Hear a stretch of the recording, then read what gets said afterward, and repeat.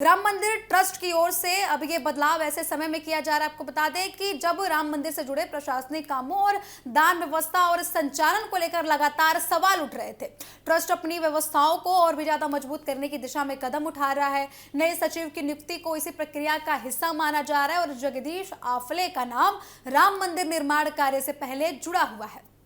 वो महाराष्ट्र के पुणे के रहने वाले हैं और पेशे से इलेक्ट्रिकल इंजीनियर हैं। उन्होंने देश की प्रतिष्ठान संस्थान आईआईटी मुंबई से बीटेक और एमटेक की पढ़ाई पूरी की। इसके बाद उन्होंने यूरोप और अमेरिका की कई बड़ी मल्टीनेशनल कंपनियों में काम किया और लंबे समय तक तकनीकी क्षेत्र में अनुभव हासिल किया।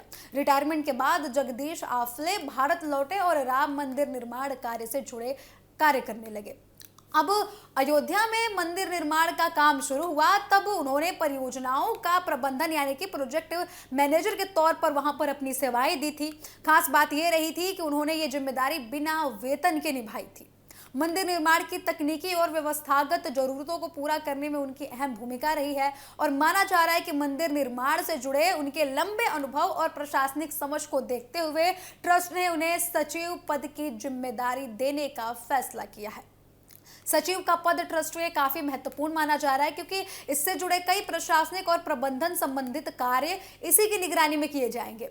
ट्रस्ट पहले अभी अपनी कार्य प्रणाली को बेहतर बनाने की कई अहम पदों की नियुक्ति प्रक्रिया को शुरू कर चुका है। इसमें अब कार्यकारी अधिकारी यानी कि सीईओ, सचिव और प्रवक्ता जैसे पद भी शामिल हो चुके हैं। सचिव पद के लिए जगदीश आफले का नाम लगभग तय माना जा रहा है, जबकि सीईओ पद के लिए चयन प्रक्रिया अभी भी जारी है।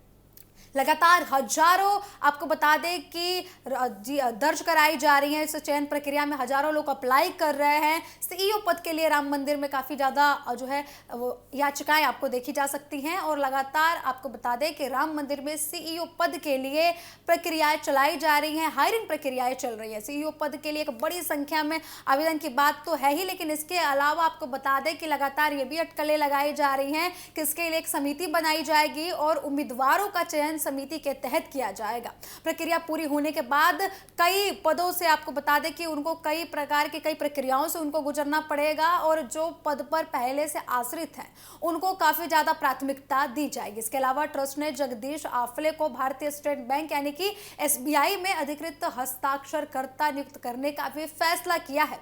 तो ट्रस्ट के हिसाब से लगातार आपको बता दें कि जगदीश आफले पर काफी ज्यादा भरोसा जताया जा रहा है और इसका मतलब यह है कि वे ट्रस्ट से जुड़े बैंक खाते के संचालन की प्रक्रिया में काफी ज्यादा महत्वपूर्ण भूमिका निभाने वाले हैं। इससे ट्रस्ट के वित्तीय कामों को सुचारू रूप से आगे बढ़ाने में काफी ज्यादा मदद मिलने की आसार जताए जा रहे हैं। वहीं आपको बता दें कि राम मंदिर ट्रस्ट देश के सबसे महत्वपूर्ण धार्मिक ट्रस्टों में से एक है। यहाँ हर दिन बड़ी संख्या में श्रद्धालु पहुंचते हैं और बड़ी संख्या में दान यहाँ पर अर्पित करते हैं। अब ऐसे में प्रशासनिक पारदर्शिता और मजबूत व्यवस्था बनाए रखना ट्रस्ट के लिए बेहद जरूरी हो जाता है। दान से जुड़े विवादों के बीच ट्रस्ट पर अपनी व्यवस्थाओं को और भी ज्यादा स्पष्ट और मजबूत करने का दबाव भी काफी ज्यादा बढ़ा हुआ है। अब नए सचिव की नियुक्ति और इसी दिशा में उठाए गए कदम को काफी ज्यादा ठोस कदम माना जा रहा है और यह भी अटकलें लगाई जा रही हैं कि ट्रस्ट अब आने वाले दिनों में महत्वपूर्ण बैठकें करेगा जिसमें कई महत्वपूर्ण फैसले भी हो सकते हैं। तो 2 सितंबर को होने वाली बैठक में सचिव पद की नियुक्ति के साथ साथ सीईओ और प्रवक्ता पद पर भी चर्चा होने की संभावना है।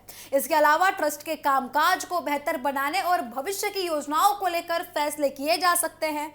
अब सभी की निगाहें इस बात पर टिकी हुई हैं कि बैठक पर क्या क्या फैसले निकलकर सामने आते हैं और ये देखना काफी दिलचस्प होने वाला है कि जगदीश आफले की नियुक्ति के बाद राम मंदिर ट्रस्ट की प्रशासनिक व्यवस्थाओं में किस तरीके के बदलाव देखने को मिलते हैं। लेकिन फिलहाल इतना साफ है कि ट्रस्ट अपनी कार्यप्रणाली और व्यवस्थित और भी कार्यप्रणाली को व्यवस्थित बनाने की तैयारी में है और प्रभावी ढंग से अपनी कार्यप्रणाली की दिशा में कदम बढ़ाने की तैयारी में है।